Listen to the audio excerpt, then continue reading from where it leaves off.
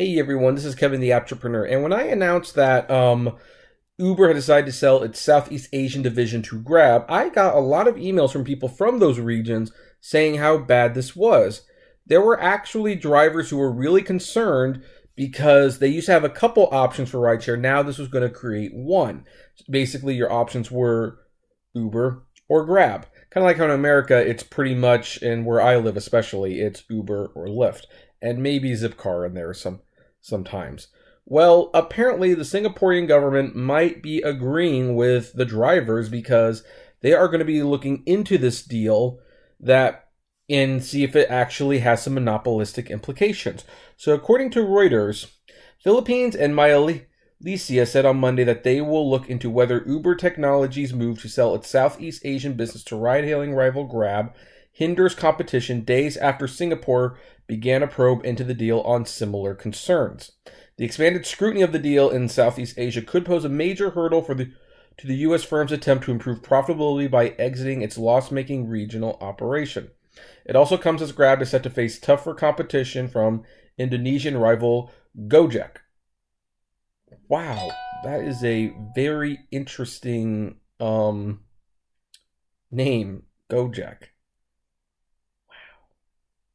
Interesting names overseas, don't they have?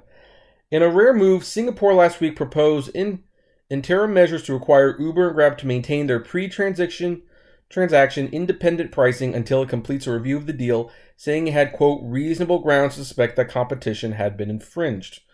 And yeah, I would say so too. Quote, the Grab-Uber acquisition is likely to have a far-reaching impact on the riding public and the transportation services. As such, the PCC is looking at the deal closely, the Philippine Competition Commission said in a statement. It said the deal will put Grab in a virtual monopoly in the ride-sharing market, and its review will determine whether the transaction substantially reduces competition, adding it is meeting representatives of Grab and Uber on Monday. Should anti-competitive concerns arise, Uber and Grab may propose commitments to remedy. In the event they will not submit voluntarily, the Commission could open a case that may block the deal, it said. Malaysia also said on Monday that it will monitor Grab for possible anti-competitive behavior. Quote, we won't take it lightly. We will monitor this because it is still early days and we don't know what will happen next, said Government Minister Nancy Shukri, whose portfolio oversees the public transport licensing majority. Quote, we have stressed that if there were any anti-competitive behavior, the Competition Act will come into force. We have spelt this out to them. In Indonesia, the anti-monopoly agency says it can't say yet whether they will investigate the deal, as there are 30 days after the deal is finalized to assess it, which that seems strange. Like, yeah, I think you should be allowed to assess the deal while it is going, because it's like, that's like, okay, so the deal has to go through, and then we can decide whether or not it's anti-competitive, but then the deal's gone through, so what can you... I don't know. So I actually think that the deal is anti-competitive, to be perfectly honest, although I'm also in a position where I don't believe it's any less anti-competitive, even if the deal weren't to go through. Because keep in mind, SoftBank owns a little bit of both these companies. That's why they were able to facilitate the deal. So in a sense, they already have a monopoly in that region of the world, and that's just going to come into play during these, investigation proceedings. There is no possible way this deal is going to be any more or any less monopolistic than it was before, except for the fact that maybe the two companies don't have to give the impression that they're competitive anymore. So, I don't know. But it's really the pricing that they're concerned about. Uber and Grab announced the deal a week ago, marking the U.S. company's second retreat from an Asian market. It earlier sold off its operations in China. Nancy said Grab, which is valued at about $6 billion, had offered assurances during their meetings that there would be no unfair pricing, nor would it increase its fares for now. But of course, they will increase the fares. And really, increased fares is not a bad thing. That's one thing that they're kind of missing all this. Like, if the fares are rising, it means the product is healthy. I don't necessarily agree with the assumption that, hey, if the prices go above this, you're going to be screwing a lot of people. No.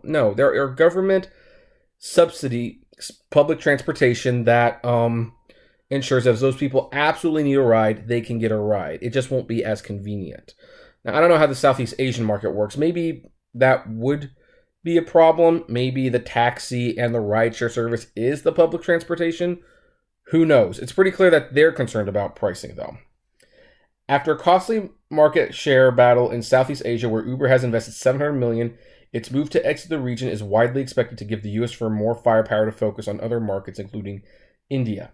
But competition in the region is set to grow again as Indonesia's Gojek plans to launch its first expansion to another country in the region in coming weeks, according to the internal company email sent by Reuters.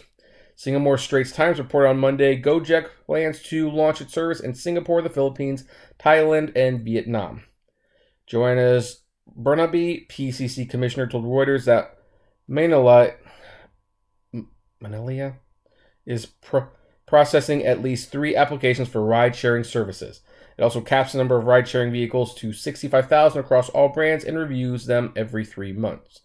Grab, which operates in 195 cities and 8 Southeast Asian companies, didn't have immediate comment, nor did I expect they would. And of course, I would also like to see Grab come to America.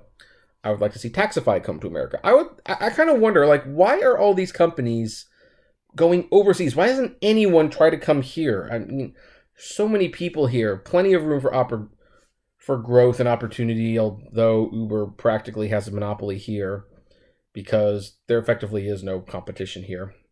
Those of you who point out that Lyft is competition, well, in theory, they're competition. Lyft doesn't compete, they just mimic. And copycatters are not competitors. So, but it's interesting because in America, you know, we're not concerned about a monopoly. We're not concerned about Uber being the only one. Americans seem to be perfectly willing to let Uber be their taxi, their public bus, their everything because it's really cheap right now. And we know Uber wants that because then they could raise the prices. So that's what, you know, Southeast Asia and the Philippines specifically want to avoid happening. They don't want, but again, rising prices is healthy, and so's competition though. I don't know. I do not know what they could hope to accomplish from this, to be quite frank. Again, SoftBank owns both a little bit of Uber and a little bit of Grab, and they're the ones who are facilitating. They're going to countries and they're buying stakes in all these different ride shares, and then they decide, okay, we're gonna buy these shares. Here's Uber and Didi. Now Uber, shut her down. Didi, take over China. In America, Uber, take over America. In the Philippines, okay, we got Grab and Uber. Uber, shut her. Grab, stay. So I think SoftBank is what they really need to be paying attention to if they are concerned about monopolistic problems. But what do you folks think? Do you agree to that blocking the steal is in the best interest of them? Do you think it's not going to do any good? Do you think SoftBank is a culprit? Do you think SoftBank is no concern? I would love to know. Comment below. Like, favorite, share, subscribe. If you enjoy the videos I make, consider becoming a Patreon member for $1 a month. And as always, flame responsibly. Have a good one.